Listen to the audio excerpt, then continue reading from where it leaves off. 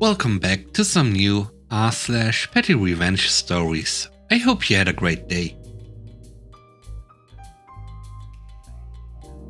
The first story is called Gate 44.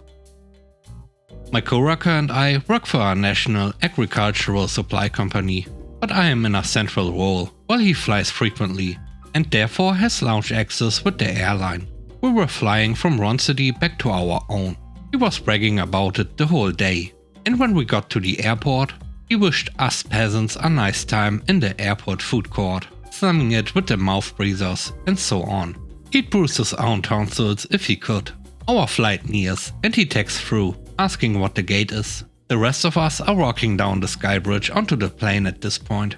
This airport isn't exactly small, it's actually massive. We were getting on at gate 4. I told him we were at gate 44. We are laughing on the plane, imagining this bloke having to run through the terminal to catch it. Then the doors on the plane lock and we are getting pushed back. That's when I thought I had messed up. He'd complain and the boss would throw the book at me. He texts, "Hey, where are you guys?" And I told him we are taxiing down the runway and that we tried holding the plane for him. And the bloke just explodes. I put my phone on airplane mode and breathe out. When we land, he had blown up my phone and I got a missed call from my boss. I call my boss back and say I accidentally pushed forward twice, and he just laughed and reckons he would have paid big money to see old mate's meltdown. Anyway, it ruined his day. He had to pay for his own ticket home. The next story is called You Are Late. This happened in the summer of last year. At my current job, I took 2 weeks of vacation, and right in the middle of the morning, around 6 AM of my first day off, I got a call. I don't answer. Then another. At the 4th call in a row, I decided to answer. "Hello, where are you? It's your first day. We are waiting for you." As far as I know, I have no clue who that is. I didn't have any job or anything planned that day. I'm supposed to hang out with my friends. "Sorry, you got the wrong number. No clue what you are talking about."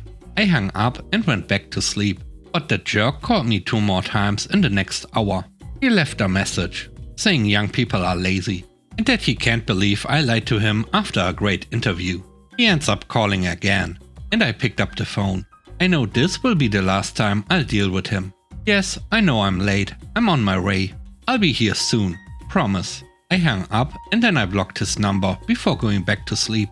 I later checked his phone number and matched it with a store on Google Maps, which was 2 hours from me.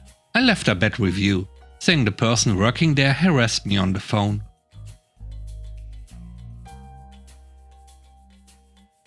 The third story is called Food Smell.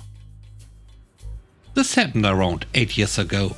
I ate my lunch at my desk because I was pretty busy. I am ethnic and I ate rice and adobo, a kind of stew. We work in cubicles. And the woman in the cube next to me leans over and makes a dramatic gag. "What are you eating?" I'm pretty busy and I don't really like this person. So I just say, "My lunch." "Well, it's disgusting. I shouldn't have to smell that. Eat in the kitchen."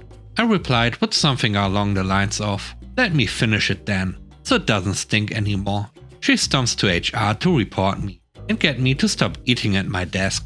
But company culture means everyone does it. HR does it, my boss, the VP, does it. She herself does it, with awful smelling food. Her demands are stepped down, and she goes back to her desk, fuming. The next day, I have my wife cook me the most pungent, aromatic, and the spiciest curry she knows how to cook. I let it sit there untouched for an hour, to make sure the smell covers the entire section of the office. All she could do was glare and hold her breath. Delicious. The next story is called D-List Actress. I used to work in TV and was in charge of selecting personalities. There was a failed actress who was there that looked down on me, refused to listen to me, totally disrespected me, and treated me worse than something on the bottom of a shoe. One day, she was acting all high and mighty because she was getting ready to interview a group of producers and directors, and I just happened to walk by. The producers and directors saw me and greeted me, asking when I was going to hang out with them again. Her jaw hit the ground so hard. After this, she was trying to suck up to me, because she wanted to get a role in their movie so bad, and thought I could help put in a good word to hire her. She didn't think I would be good friends with such people. I ignored her, treated her like she did to me, and pretended she didn't exist, as I knew her contract would expire in a month. Come contract renewal time, she was sucking up to the big boss. Boss and I knew each other before I joined the network, and he also knew how much I hated her. She saw my boss and asked him, "Hey, are we going to renew my contract?" He pointed the finger at me and said to her, "That's the person that decides who gets a contract renewal." All the blood drained from her face, and she went dead inside. I let her try for the next few weeks, and in the end, I said no. Best feeling ever.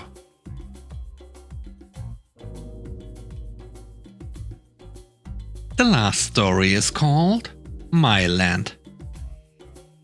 Back in the early to mid-90s, there was a rural area that was being quickly swallowed up by urban sprawl. There was a new large name brand hotel being built next to a farm owned by a friend. The farmer continued working his land as this hotel progressed at a rapid pace. I was told that one day, the farmer walked up to the edge of the site and started a conversation with the foreman. The farmer says to the foreman, "That is a nice hotel you are building me." The foreman looks at the farmer puzzled and says that the hotel belongs to such and such hotel chain. The farmer tells the foreman, "Nope, it's mine. You are on my land." Turns out the survey crew screwed up, and they were indeed on his land. The farmer waited until they were far enough along that they had to either eat the cost of tearing it down or pay him whatever he was asking for that piece of his field. They paid him. Thanks for watching the video. I hope you enjoyed it. If you did, please don't forget to leave a like, comment and subscribe. And if you have time, watch another one of my videos. And now, I hope you have a great day. See you soon. Bye bye.